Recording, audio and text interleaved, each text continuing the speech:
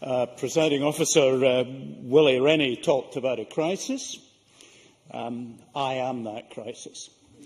I note that the table at paragraph 40 of the committee's report suggests that I have another 7 years of healthy life expectancy and 9 years thereafter of total misery.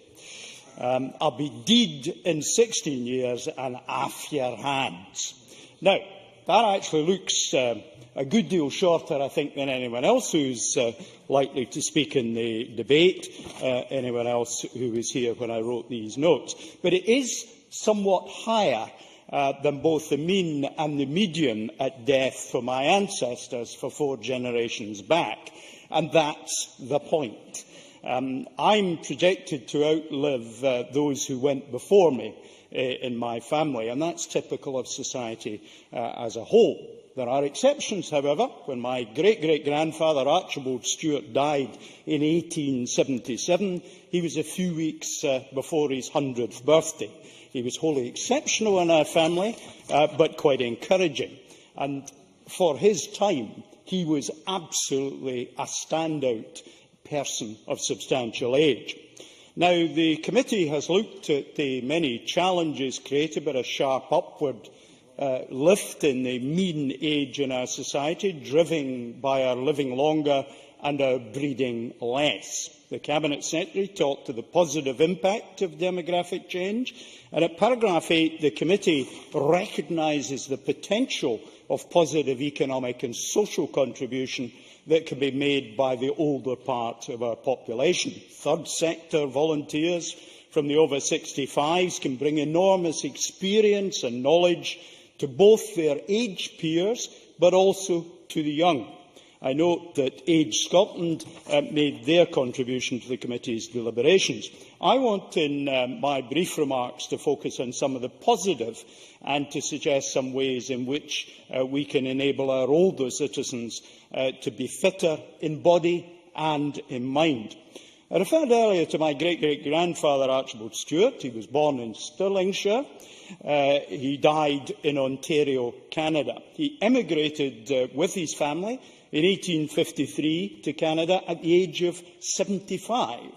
Apparently, he returned to Scotland on a number of occasions, and it seems that the last time he came back from Scotland, he was in his 90s, still travelling in Victorian-era, quite substantial journeys. The lesson is perhaps the more active you remain, the more you will remain active.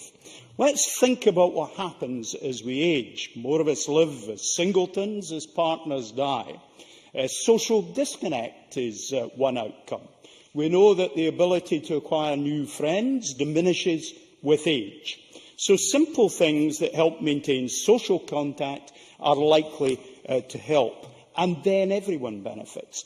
And appropriate physical activity. In Australia, I saw on television in the 1980s, they were interviewing the winner of the over-40s marathon in Australia. It was the 40th consecutive year he had won the over-40s marathon. He was actually over 90, and he was still beating people in his 40s. If we start fit, keep fit, then we'll be fit in our old age. So what sort of things might we support that might contribute? Well, we might look at what contribution the Ramblers can make, especially entry-level activity such as urban rambling for the relatively unfit. That contributes to physical well-being. Cooking classes are simple and cheap, especially when they're cross-generational. They can deliver lots of benefits. Bingo. I remember engaging with Richard Simpson when he was Minister on bingo licensing, because bingo is a great social activity for the old, but it also significantly increases mental activity. I've seen the old folk sitting there with 8 cards in front of them, marking them all off in a way which would be utterly challenging for me. Social and mental well-being promoted. Reading groups, creative writing groups, helping mental health. Perhaps even engagement in political parties. In my constituency in the SNP, we have 3 leafleters who are in their 90s and they're fit as fleas, with lots of youngsters as well. And they're not just participating. I no longer have time, I think. Sorry. They're not just participating in our political debates, they're doing their share of the leafleting, and that's absolutely great. My father, when he was 65, he was a GP, single-handed, working nights, weekends. At 65, he gave up working at nights. At 70, he gave up the weekends. He's now, from the age of 70, working a 9-to-5 week, except he was going out at 7:30 in the morning and coming back at 8:30 at night. Retired at 75, being active, he remained fit. He was still doing single-handed dinghy sailing at the age of 75 till mother bullied him into stopping.